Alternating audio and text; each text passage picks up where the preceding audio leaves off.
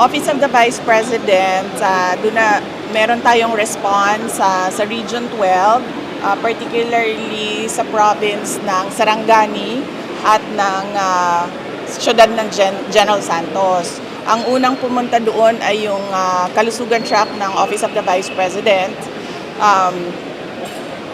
Nag-deliver sila ng mga hot meals para sa mga first responders o yung mga naghahanap ng mga survivors doon sa mga nag-collapse na buildings.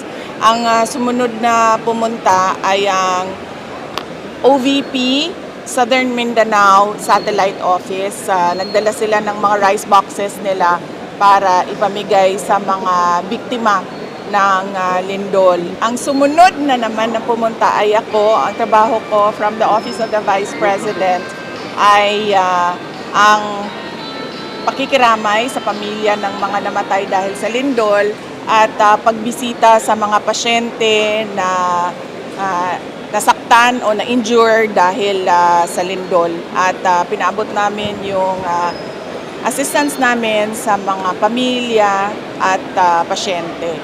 Ang sumunod ay ang Disaster Operations Center ng Office of the Vice President.